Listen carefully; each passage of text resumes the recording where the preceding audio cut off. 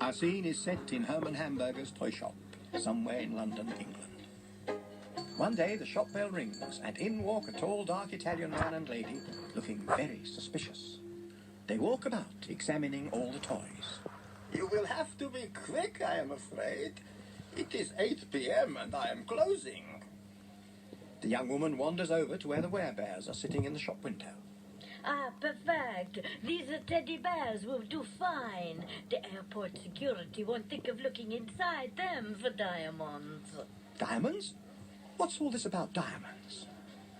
The Werebears listen more closely.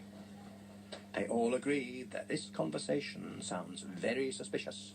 Good idea. It's probably the only way to get our stolen gems out of the country without being arrested. Fang is getting excited and leans across to whisper to the other Werebears. Hey guys, those two sound like the ones responsible for that big jewelry robbery I heard about on Herman's radio last night. Yeah, you're right, Fang. And it sounds like they're going to use us to help get their jewels out of the country. The suspicious man and woman stand closer together near the Werebears and discuss their dastardly plan further. It will be very easy. All we do is to pull out all the stuffing inside the bears and fill them up with the jewels. Did you hear that? Nobody's gonna pull my stuffing out. This is enough to give a bear indigestion. Old man, we wish to buy these bears in your window. Now, Herman doesn't like the look of these two customers, and he doesn't really want to sell his lovely bears to them. Oh, very, very expensive bears they are, sir. They have been made in Bavaria by my cousin Egon Baconburger. Strange little things they are. We have lots and lots of other toys. Oi, shut your mouth, you boring old fool. Just get them out of the window, and don't bother to wrap them. So frightened old Herman picked up the teddies and said goodbye to his beloved bears, doubting very much that they were going to a good home. Goodbye, my little ones. Goodbye. Outside the shop, the couple threw the Werebears on the backseat of their big car, which was illegally parked on double yellow lines. Yeah, I wish a policeman would come and give them a ticket for parking on those yellow lines. Maybe they'd be recognised then and get arrested for the jewel robbery. Yes, then we'll be saved. The couple were just about to get into the car when the woman had a thought. Wait a moment before we drive off. I need to get a few things from the shops. I'll only be 5 a minute. What? You crazy woman. We're not supposed to be parked here anyway. We'll get arrested. Besides, our aeroplane is due to leave in 20 minutes. Well, I don't care. I'm going to the shops and that is it. Mamma mia! All I want is 5 minutes. What a kind of a man. What happens now to poor Fang, Grizzler, Howler and Gums, locked in the car?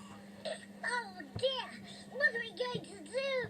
We've had it now. We're going to be stuck with jewels. I've an idea. Oh, it better be good, Fang. Look, it's getting dark and the moon is full. Once these clouds pass and the moonlight shines on us, we'll change into werebears. Oh, yeah. And then we can easily frighten them away. Yeah. No, wait a moment. I want to stop them getting away. I want to help the police to catch them. All of a sudden, the strong moonlight enters the car, and all the bears begin to change. Yes, they're turning into the Werebears.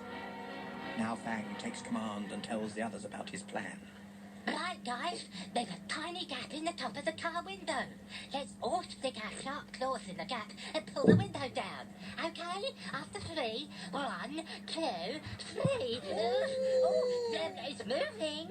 When the window is halfway down, Fang manages to squeeze out of the gap and drop down onto the pavement. I've made it, fellas. I'll be back in a minute. I'm just going to put my super sharp fang to good use.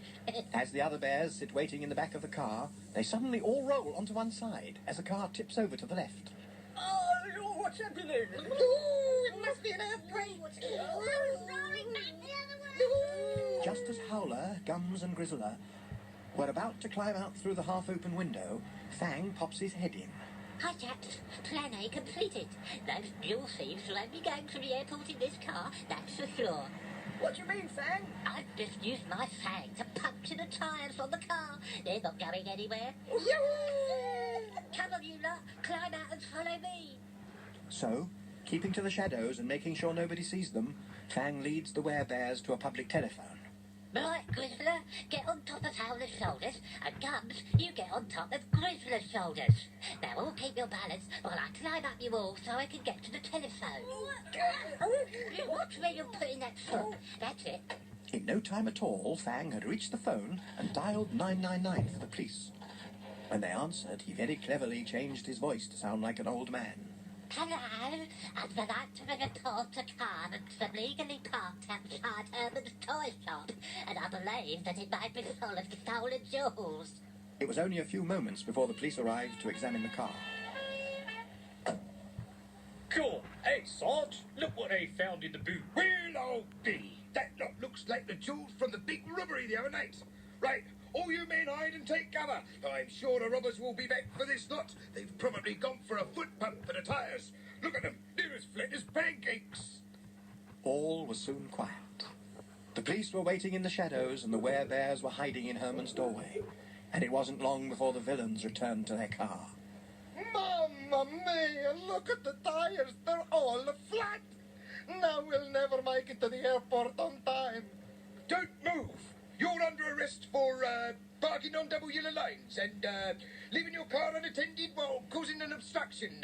The robbery, Sarge? The robbery? Oh, yes, of course. And the £1 million jewel robbery the other night. So that's the end of those two crooks. If it wasn't for Fang's fast thinking, they all could have been on a plane with their tummies stuffed full of sharp rubies and diamonds. Ooh, what a thought. Morning arrives, and Herman opens up the shop as usual.